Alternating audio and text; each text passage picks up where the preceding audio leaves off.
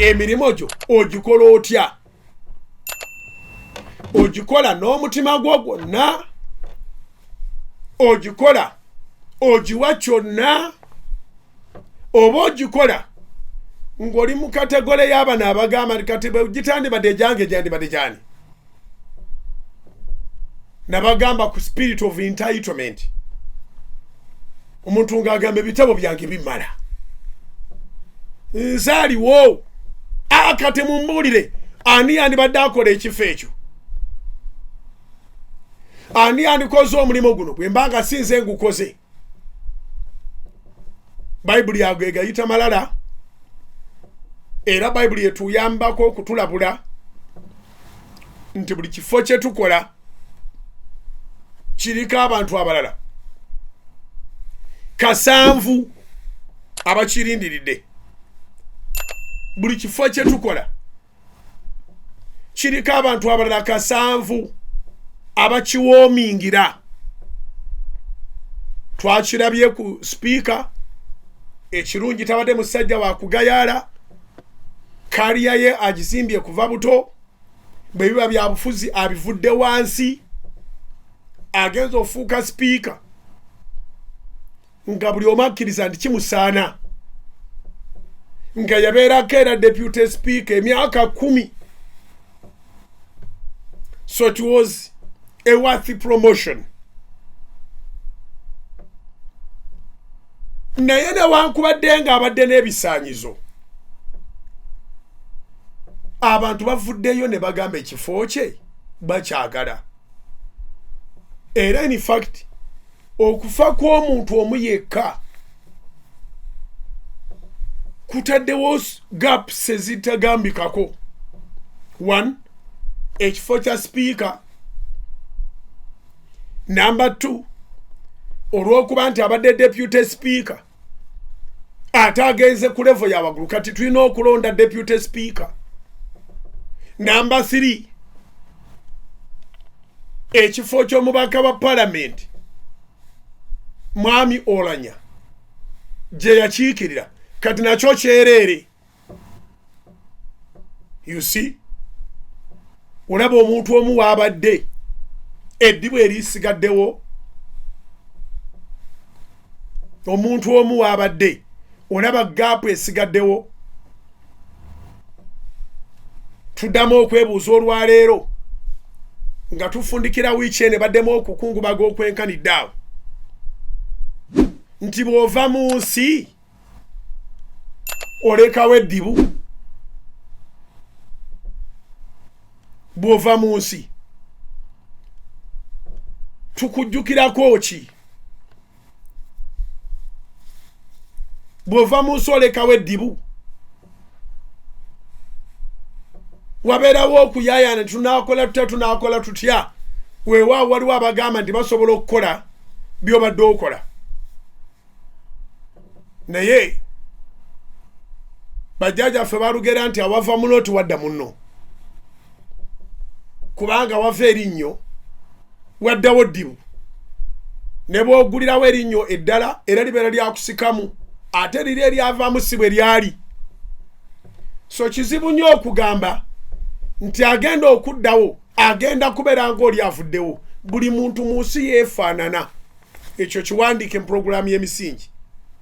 Oli gwe. You are who you are. You don't have a duplicate. Era tobeerangaawo n'ogayalirira by'oteekeddwa okukola nga weekwasa nti waliwo omulala anaabikola. Kiwandiike mu purogulaamu y'Emisingi olwaleero. Tobeerangaawo n'ogayalira by'obadde oteekeddwa okukola nga weekwasa nti waliwo agenda okubikola.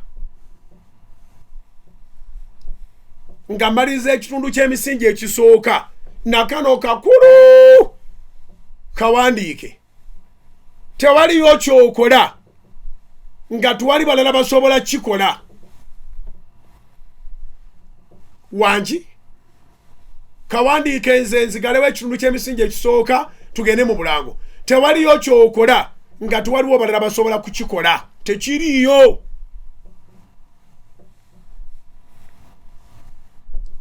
kubanga era ne byetukola twabijjamu nga mulimu ababibaddemu tusobola okubanga tuli balungi ne waliyo era abalungi abatusinga.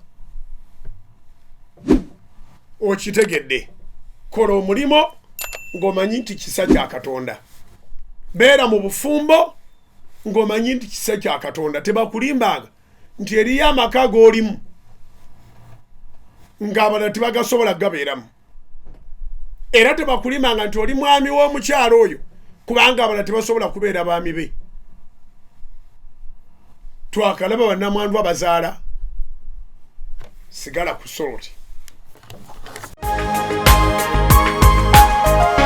Soul Television Femunyo mukulikeeyo ddala mu bulango bwaffe era twebaza Mukama olwammwe abafaayo okuwaayo ekimu eky'ekkumi.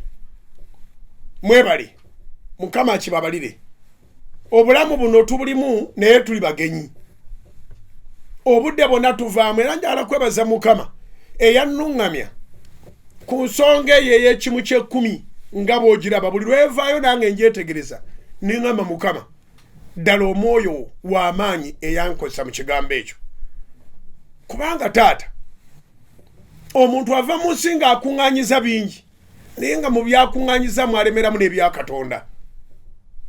Ng'ebya Mukama tuwabikolako nga bwe nabagambye egyo mu Emisingi nti abalyaz'amaanyi Bayibuli ebayita ba wicked. A wicked doesn't pay. Kati muggulu tebagenda kubeera ba wicked ba robbers. Naye Katonda bamala okugamba nti you rob me. You rob me through tithes and offerings. Katonda ayinza okuyita roba n'oyingira eggulu. So bw'obanga owaayo ekimu ky'ekkumi tofaayo ku musajja asumba ekkanisa oba omukazi, faayo ku nkolagana yo ne Katonda wejjeeko ekikoligo n'ekikwa ky'obwa roba. Leka abanywi b'omunaanansi bo boogere era babba muwa ebihumbi 10 era babba naye ate yafiirwa byonna. Sente za Mukama azinywa ate n'ekibumba n'akyonoona. So mu nsi n'atabeera na bulamu ate ne ku nkomerero n'asikira geyeena. Weebale wamma eyeekubiriza n'owa tithe. Ekyokubiri yongera okweteekerateekera olukuŋŋaana n'okulusabira. Ate Mukama baba akugamba otuwa ku ssente togaana. Zituwe tugenda kusimbula enkuŋŋaana. Mukama nga bw'atuwadde obulamu tugenda kusimbula enkuŋŋaana. Tusooka n'olwa Good Friday ng'akalango bw'okalaba buli muntu yeesunga ku Kanani. Tutandika okulumba up country. Bwe tumala Good Friday ku Kanani abantu be Fort mwesunge nnyo tujja. Bwe tuve Fort abantu b'Embalala mwesunge nnyo tujja. Bwe tuve Embalala abantu b'e Busoga mwesunge nnyo tujja tumisinga ab'e Busoga. We miss you so much. Tujje Busoga. Twagala okutambuza enjiri ey'amazima. Enjiri etali yakukukamula. Abantu bakale munye ne basaba ssente n'okusinga amayembe. Ne bakukubira n'ekasimu okujjukiza mbu Katonda akubanja. Ne bakukubira kasimu. Oli yagamba nti kizibu okutegeera omuntu nga tannabafuna ssente. Muntu bw'afuna ssente embala y'entuufu omululu gwe empisa ze biviirayo awo nga ssente zizze. So twebaza Katonda era tumusaba tuleme kukyukakyuka. Tajeti yaffe esigale nga myoyo so si ssente. Tetufumbafumba tufunewo obuprojekiti obwamangu mangu awo obunaakusaba ssente ku makya mutuntu n'akawungeezi. Nedda si enkola yaffe. Naye ze za Mukama ze tuba tufunye tuzikozesa ebibye. Ate era weesunge guno omwaka enkuŋŋaana zigguddewo n'olwekyo Independence Night bwe tuva e Busoga bwe tunaava e Busoga tujja kuba tusonga ate mu Kampala Independence Night. Teribeera ku Kanani yo. Good Friday yokka yegenda okubeera ku Kanani. Twetoolola eggwanga ate tulisembyayo Kanani nga tuleese Vision Night. Naye nga tujja Fort Portal tujja, Mbalala tujja, Busoga tujja, then Independence Night, then Masaka tujja. Masaka tujja mu November. Gagenda kuba mazaalibwa gange. Nzaalibwa Masaka. Katonda nga nkumye okutuusa wano wentuuse. Ngenda kubanga nkongodde emyaka gyange 10 njagala ku celebrating my 50 years n'olukuŋŋaano lw'amaanyi mu kibuga kyewaffe Masaka. Omwaka nga guggwako tusembyeyo Vision Night. Yes. Olummene bwe luba lwakukutwala lukutwala ng'olina enteekateeka. Nzizeeyo wali we tubadde. Buli kyokola kikolenga nga atalifa. Ate bw'obanga okola obutuukirivu, okola enkolaganayo ne Katonda, owaayo obugagga bwo bukola emirimu gya Katonda, ow'ebimu by'ekkumi oba ebiweebwayo, weekebera okulaba nga tewaliwo kyoweebuuseemu, kikolenga nga agenda okufa mu katikitiki akaddako. Kubanga olunaku lw'omuntu we lutuuka teruliiko nti abadde wa kitiibwa. Olunaku lw'omuntu bwe lutuuka teruliiko nti abadde n'obujjanjabi. Olunaku lw'omuntu bwe lutuuka teruliiko nti abadde n'abasawo abalungi. Kubanga n'abo abayitibwa abasawo abalungi nabo bafa. N'owulira nti dokita waffe omulungi abadde specialist ku kintu kino oba kiri yafudde. Buli kyokola kiwengayo best. Bwe tufundikidde okugenda mu kitundu ekyebirango nga tumala ekitundu ekisooka eky'Emisingi, tugambye nti buli kyolimu kiriko omulala awoominga. Bayibuli ffe ababuulizi b'enjiri etugamba nti Katonda alinawo akasanvu. Beera mwesigwa, naye mu byonna manyanga nti byonna bya Mukama. Enjiri twagibulidde mu wiiki eno ne tugamba nti ensobi weesinga okugira is to own something that we are supposed to be just custodians, and then we make it ours completely.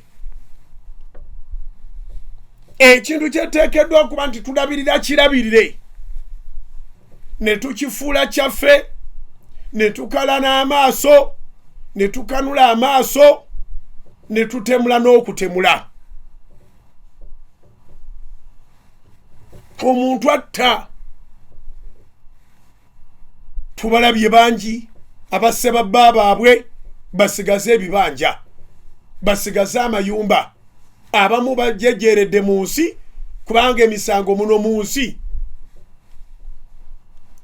oyinza obutafuna justice, naye mu ggulu teri nguzi. Muno mu nsi ebyamu omuntu alina obyegendereza ennyo, naye waliyo abalala abafundira makomera ku lunaku lw'abakyala mu mwezi guno gwennyini gwe tugenda okumalako ogwa March. Babeeramu n'olunaku ng'ennaku z'omwezi 8. Naye ku olwo eggulire lyafuluma ng'abakyala abali mu makomera ga Uganda abavunaanibwa ogw'okutta abaami baabwe bali 22,500.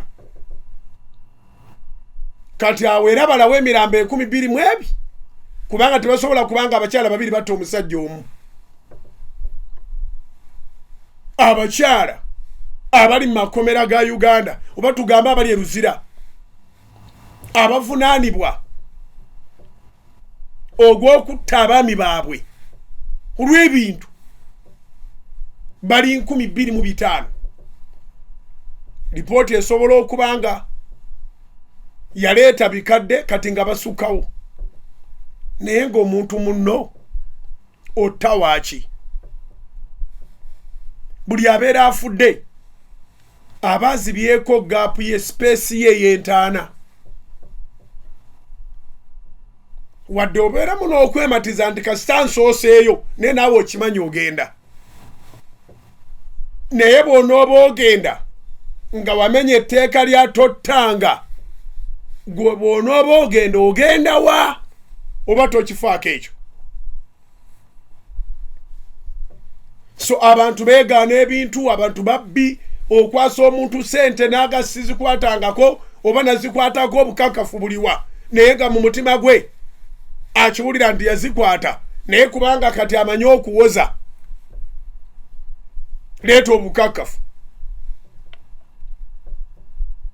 Abantu balina bye bakoleredde, abantu balina bye basikidde, abantu balina bye babbye naye byonna oba obikoleredde nannyini byo ye mutonzi gw'oli muwanika, oba obisikidde nannyini byo ye mutonzi gw'oli muwanika, oba obibbye bubbi weereeseeko emisango gya bwereere kubanga era bw'obibbye tolina bw'obiraziza. Abantu bye babba byonna babibba mu nsi ne bisigala mu nsi, tewali planet ndala ko balaga. Oba okitegedde abalina ebibbe ng'ogamba ebya Mukama toyagala kumanya era ojja birekawo, abalina ebisikire era ojja birekawo bikyasikirwa, abalina bye mukoleredde era mujja birekawo babisikire. Enkomerero ya byonna Bayibuli esigala namu. Psalms 24 verse 1. The world and all its fullness belongs to God and the people that dwells in the world. Abantu babe n'ebintu bibye. Olwekyo mbegayiridde tokuba bantu magi abakukwata ku mukono, abakuyambako, abakutuusiza w'otuuse nga tewali nsonga ndabyo ne bakubisa magi naye ng'oyagala akamera akabadde kagenda ewaabwe kajja eno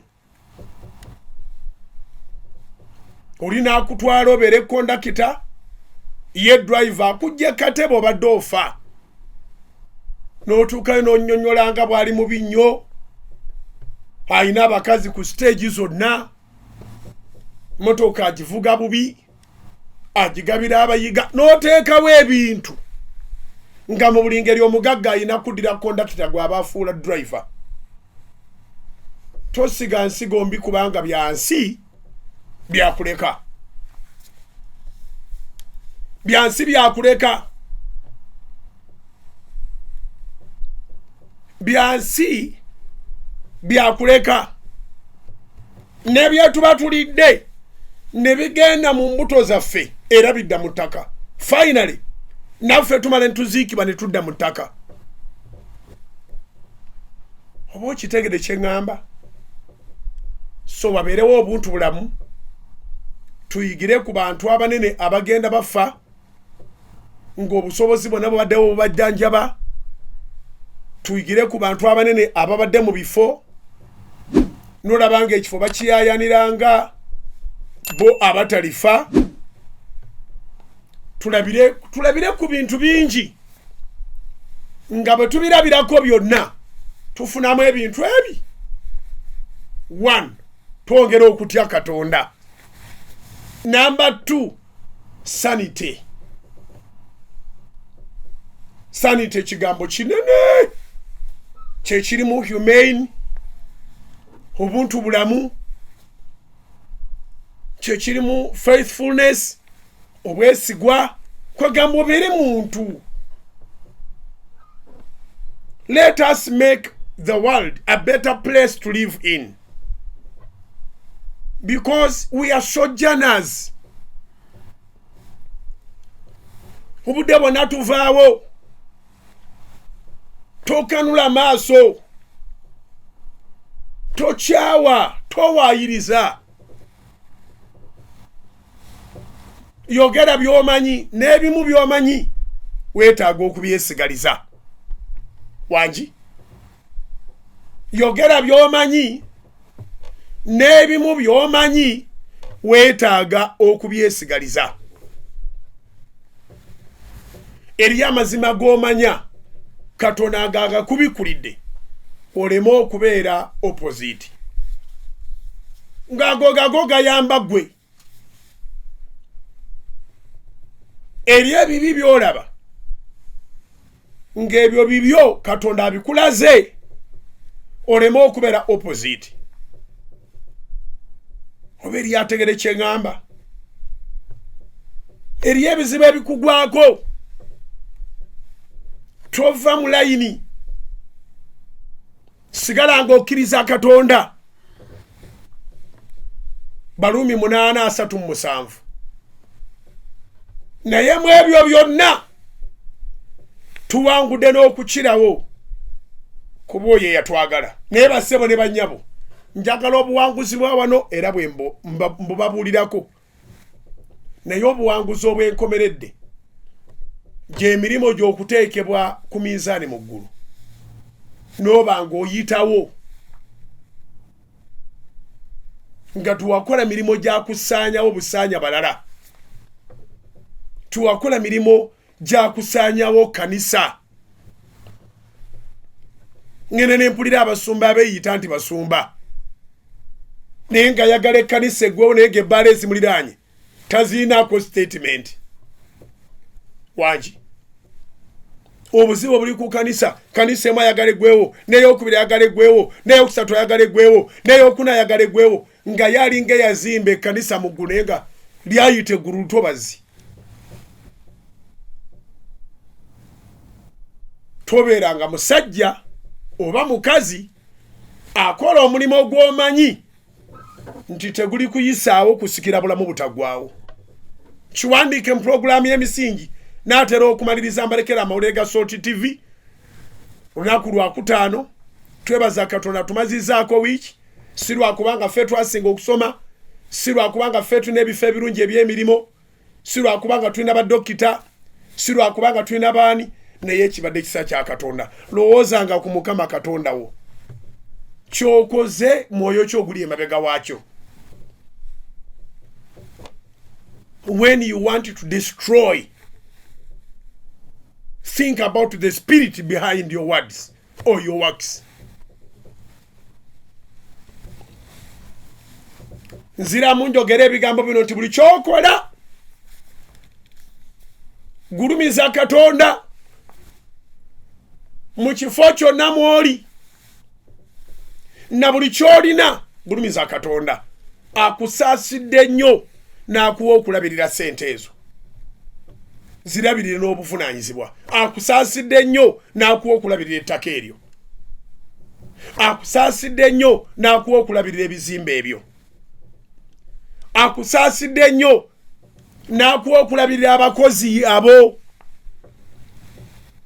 Akusaasidde nnyo n'akuwa omulimu ogwo gukole nga tokongola. Bwe wabaawo obuzibu kale bulekere babboosi bo, naye sayidi y'okkirizanga kebeera ng'olabe nga teri buzibu. Obuzibu buleme okubeera ku sayidi y'oku mulimu. Make sure that God is well pleased with you. Kakasanga osanyusa Katonda. Bayibuli yatugamba mu Ebulaniya 10:6 nti tewayinza kubaawo okusanyusa Katonda watali kukkiriza. Kkiriza Katonda. Mu by'okkiriza byonna Katonda ajjula omubiri gwo, ajjula obulamu bwo, ajjula omwoyo gwo. Kkiriza Katonda. Without faith, no man can please God. Believe God for the best. Don't kill people because you want to jump. Deka kwagala gagga balamu naku lumu. Nabadde ndabeggulire ku Soloti TV ne mpulira ennaku. Akaana ka myaka 7 akawala oli akawamba n'akatwala n'asalaasala n'atwala ebitundu. Mbwagenda agaggawale. Ab'okukyalo babadde balajana ne bagamba naye amasabo gayitiridde kuno. Mawulire nagalabye ejjo ku Soloti TV. Mwana yabula muwala wa myaka 7. Basanze bitundu batwala buli kitundu kye baagala okutwala. Tokola bwotyo. Kola omukwano ku Katonda ofuna obugagga nga tona muntu gwoye musaayi gwe. Tosaddaaka. Obuntu bulamuleka busapasinge buli kintu. Nkwegayiridde. Obuntu bulamu leka busukulume ku buli kintu. Fuba nyobere ng'oli omu kwabo Katonda basanyukira.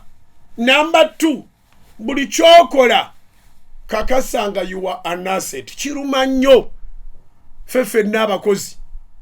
Nkyasomesa ku point ziri other people's money, other people's business. Kiruma nnyo okuba nti lwo designinga mukama waga nti mponyo omugugu wanji. Kiruma nnyo okubanga omulimo ogukola n'amalala olowooza gwe wekka asobola okukola ekintu ekyo. Tulabire ku bifo byonna kabubeere bwa pulezidenti, kabubeere bwa sipiika, kabubeere kakibeere kifo ki, ensi ekulaga nti si gwe wekka. Olunaku lw'osoomuka ogw'enkomerero walabikayo abantu abatakka wansi wa 10 nga bagamba ekyo ekifo tukisobola. Bw'obanga gw'okirimu buli lunaku webaze Mukama olw'okuwa omukisa ogwo. Buli lunaku webaze Mukama. Nze mmanyidde ddala nti sinza asinga okukola emisingi naye Mukama ntaddewo. Nga navuddewo muntu ajja n'akola emisingi n'owuniikirira nga tamanyi. So buli lunaku lwakuba mmwe mba timulaba yeeno tusooka kusaba amagezi ga Katonda tuleme kukolera magezi gaffe. Tusooka kubiwaayo eri Katonda twogere ebigambo bye. Bayibuli etugamba nkulekera olunyiriri engero essula 3 olunyiriri olw'okutaano n'olw'omukaaga bazituteereyo. Lunaku lwa kutaano Proverbs chapter 3 verse 5 to 6. Jenkute yange egamba bweti balututeereyo ku TV egambye bweti. Weesigenga Mukama n'omutima gwo gwonna, so teweesigamanga ku kutegeera kwo ggwe. Engero essula 3 olw'okutaano olw'omukaaga. Weesigenga Mukama n'omutima gwo gwonna, so teweesigamanga ku kutegeera kwo ggwe. N'okutegeera kwennyini tegeerera Katonda yaba akutegeerera. Akagambo kana akakino kyange na kino kyange na kino kyange bwe sandi badeza ani andikibaddemu kagambo kali satanic. The spirit of entitlement is satanic. Olunyiri olw'omukaaga lugamba bwe luti mwatulenga mu makubo go gonna kale analungamyanga amagenda go. Mwatulenga mu makubo go gonna kale analungamyanga amagenda go. Obulamu lugendo naye onootuuka ku destination era n'otuuka mu bulamu obweyagaza obutaggwaawo. Weekebere. Buli muntu bwe yeekebera n'omutima gwe kyajjamu kye kibeera ekituufu. Bino abantu bye bakwogerako si bituufu. N'ensi esobola okusigala nga yogera birungi byokka kubanga balina paati gye babadde batamanyi mu bulamu bwo. Paati eyo abantu gye batamanyi nkuwadde okusoomoozebwa olw'okutaano giteekeyo eri Mukama agirongoose.